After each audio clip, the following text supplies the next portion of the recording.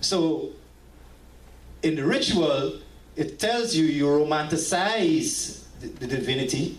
No, first of all, you have empathy for the divinity.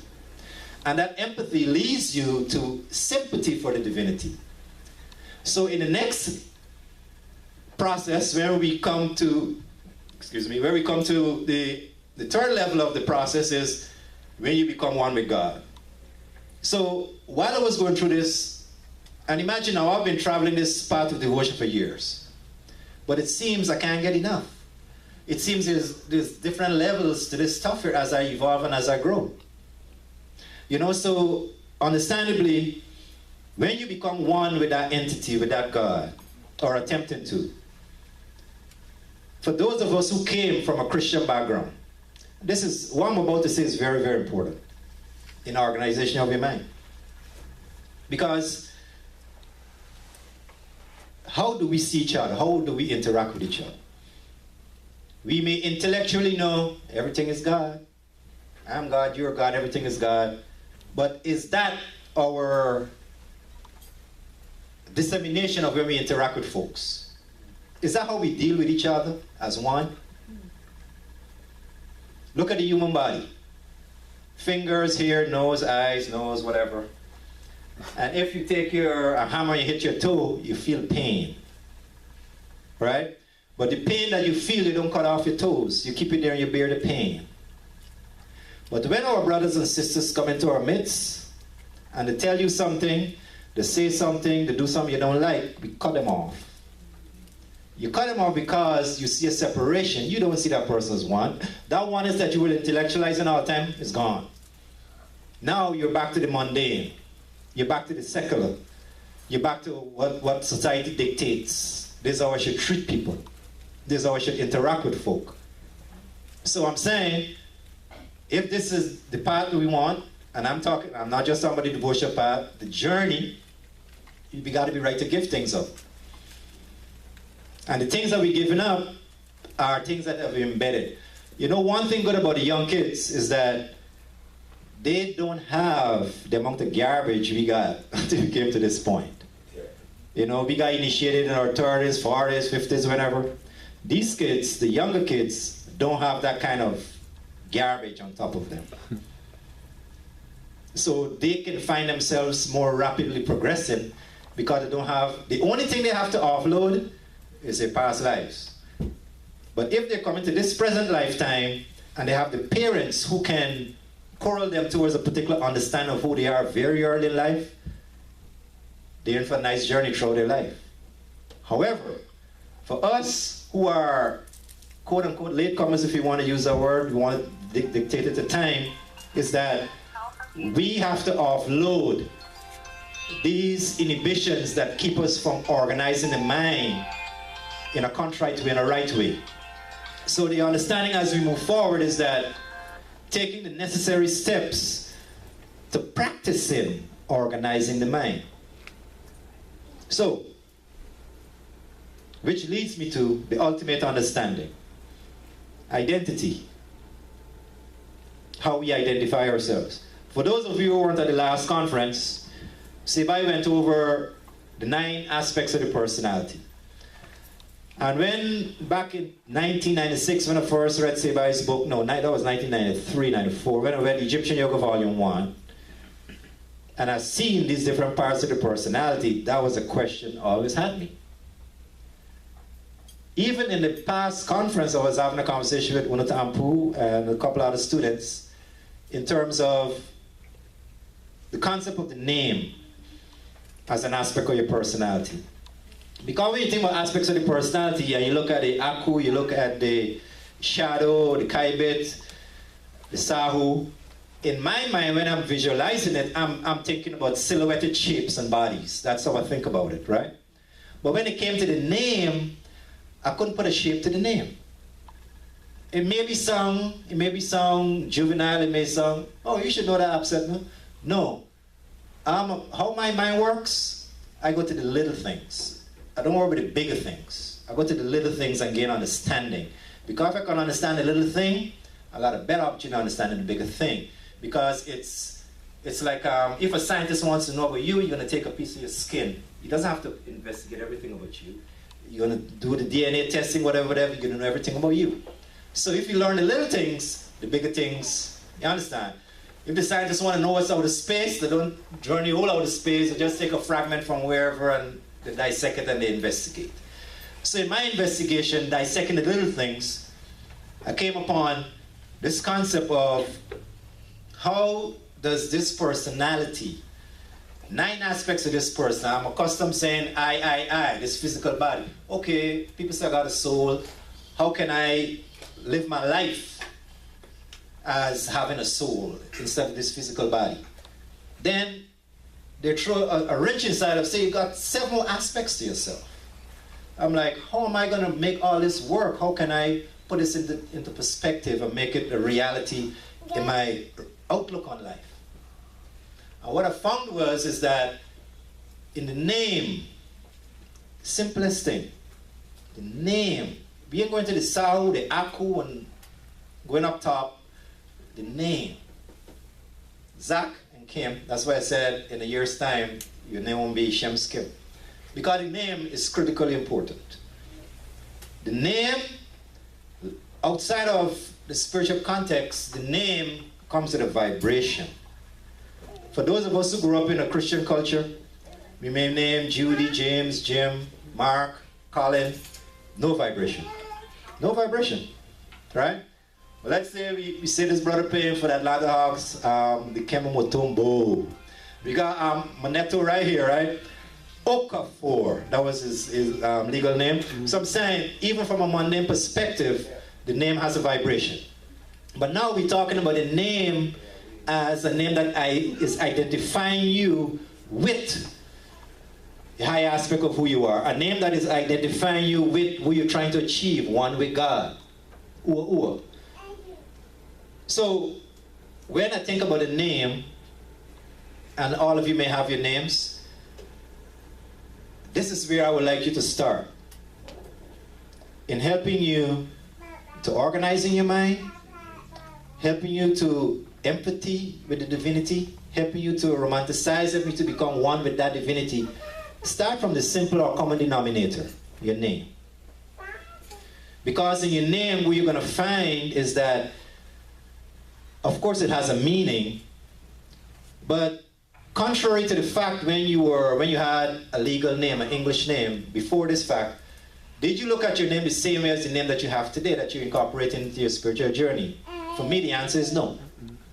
So when somebody calls me Alwyn, just saying that name, it doesn't resonate unless somebody says Setna or Nebula. It feels different. Yeah. So that for me is a confirmation of the power of things that we sometimes tend to overlook and take for granted. Right? So your name is the most critical thing to start on this particular journey, because the name, it's like if you got a lot of animals in your yard, right? I'm talking about the name now and sound, right? You got dog, sheep, cat, whatever you have, chickens, ducks, and you say, who's going to respond? No, the dog. The dog. Because sound, vibration. So I'm saying now, when you incorporate the name that you have into your, and you should chant your name. Chant your name at your altar. Because the name has a meaning. And it's going to resonate and create a frequency and vibration within the personality. Chant your name. I know you have other chants, my one, Mati, Makro, Mama Rapta. Chant your name. Because that's why you were given a name. Because the name is a name for you to grow into. When a name is given to you, it's not some kind of accomplishment. When you become a Shem, when you become an Asar, it's not an accomplishment. It's an initiatic process where you start a journey of fulfilling the name. So, chant your name. Practical example. Not just chanting the name, chant it with meaning. Chant with understanding. Chant it, as we say when you're doing the altar, organize your mind in a particular way when you're conducting your altar ritual.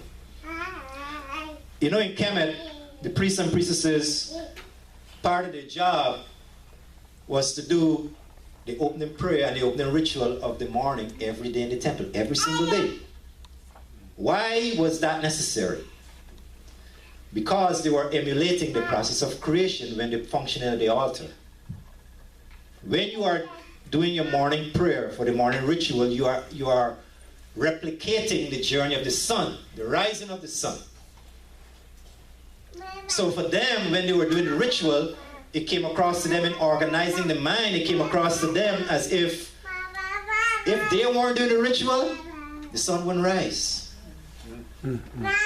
That's what they were incorporating in their mental structure, doing the ritual. So I'm saying to you, we're not different, we're not separate, we're one. If the priests and priestesses were doing it in Kemet 1,000 years ago, we got to do it now. Because we're the same thing. It might be different geographical location, whatever. We are accomplishing the same thing. Now, when you can accomplish that in your ritual process, when you rise up in the morning, creation cannot happen without you rising up. Who is going to experience creation so creation can be disseminated? You know, if you close your eyes, creation dies. It's like when you're doing meditation, right? Meditation starts with a chant, physical chant, vocal chant, chanting. Then you subside, you go down soft, you go down low. Less frequency, less sound, less decibels, until there's a quietude, right? And this quietude, what is happening, things are dissolving. Things are dissolving. It's like, let's say you got a chair with 4 legs. You take away one leg, the chair may still stand, gonna wobble a bit. If you take away another leg, it's gonna fall. What we're trying to make fall is this illusion, this neverheit, this worldly nature that we want to dissolve out of the construct of the mind. And once this disillusion takes place, anything, if you follow the path of creation, for those of you who study the Kabbalion and the 7 laws of nature, when something dies, something must be born. There's always this recurring theme that happens. So I'm saying is, when we let the physical nature die, something has to fill that gap, something has to fill that void. And that void is what brings the identity, start creating the space for the identity to come and fill the ignorance that was there prior to that. So I'm saying now, organizing the mind, chanting the name, your name. I don't want you to chant do call it, or do it, because it doesn't have a meaning. Europeans may have, or other cultures may have a name for that. But however, when it comes to the spiritual name, the spiritual journey, chanting your name is something that I would encourage. Not just chanting the name, but chanting what your name means. Having the understanding of what it means and where you're trying to get to. Because it represents that first tier, that first layer in you bringing these 9 aspects of your personality in line. Because right now they're not in line. Including mine. They're not in line. They're not in line because we haven't tapped in to the different components of what they represent. The Aku, the Kaibet. I mean, for those who used to look at X-Files, they had a time in X-Files where they showed this particular series where this brother didn't have a shadow. Y'all remember that story if you've seen it? Didn't have a shadow. And as a young child growing up, I always used to ask, what is this shadow about? What is it about? What does it mean? Understandably now that between the other aspects of your personality, they're the symbol for one of, is which one, Monty, where the symbol for it is like an umbrella, right? I can't remember which one. Is that a Sahu? Probably not. Anyway. The Kaibet, right, the Kaibet. So this shadow or this umbrella or this shade represents, as you would see in the physical understanding, there's a shadow there. In your other aspects of your personality, there's also a shadow in other aspects of your personality. And what this has led me to understand is that anything you see expressed in the world of time and space is going on right in here. Going on right in here. Like, I was looking at the blob of a brain recently. And when you're looking at the brain blown up, it's like you're looking out of space. In the Milky Galaxy, that's how the brain, how they configured it. They were showing you through, can't remember the term they used, not laser, some kind of infrared something and they show the brain in an infrared kind of light. Trillion. It's the same way the Milky Galaxy looks outwardly. So essentially, what we have incorporated in the human personality is fully expressed in the world of time and space. So, in closing, I would like to say that organizing your mind in a way that is congruent with the other aspects of your personality, it also has to be congruent in your identity, which takes you to your name. You start your journey of identifying who you are by the name. You start with your name and you start taking that process upward, vertically, right? Another aspect is to understand that when you reach people, when you interact with people, is that, first of all, you created that experience, you know that, right? True. When you reach people, you create that experience. One of my things, probably said it here already too, is that I like to reach one person every day. Because that one person I reach is another aspect that brings to myself. It's like a set putting the pieces together. A set puts the pieces together by traveling the world and bringing them, put the wisdom back together. So when somebody else comes into your life, you are essentially incorporating another aspect of it, not just the person, but what the person's conversation, experience, whatever crisscross between you and that individual is another way of bringing things to life. Because if you don't have experiences, you can't grow. You can't grow. Whether negative or positive. These experiences are meant to take you to a particular place, to take you to a particular time. And these experiences, and this stuff I share with young people, especially my kids. You know, I was telling Maneto on the way here, in that, you know, young people and the decisions they make on choosing relationships. And there's all open up in terms of when you meet someone, you may be attracted to whatever thing you love about them. But at the end of the day, when you're choosing someone to get married to or for longevity in a relationship, the person has to have, even if they're not going in the same direction you're going, they must have the proclivity and the open mind to support you in where you're going. Because we know in the Nigerian practice, a lot of relationships are broken because of one person don't like what the other one doing. I'm not speaking of those who are in the teachings together. I'm talking about you may have one person in the teachings, one person outside of the teachings. And when that happens is that, you know, there's always bumping heads. So to me, it's, and what we're talking about here is not something that happened in Kemet, because Kemet, the society, everyone was spiritual, cultural. So now we're living in a culture where, you know, we have the secular and the non-secular. And sometimes in a relationship, you have someone who is not to the teachings, you got to find a way of navigating through that process. A lot of times it may end up in y'all being divorced, right? But at the same time, what I'm saying is that the experiences that you garnished from these interactions, it should be linked towards your growth and towards your spiritual evolution, right? So what I would like to do now is close with a brief meditation. So if you would like to sit with your back straight, I hope I didn't end too abruptly there. I'd like to close with this meditation. It's what we will call a guided meditation.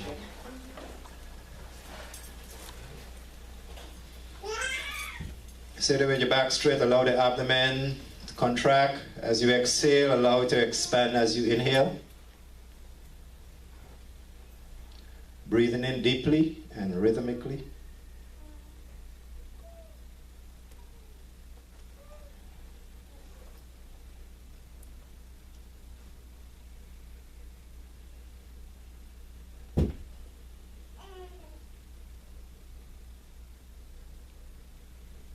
Breathing in. Breathing out.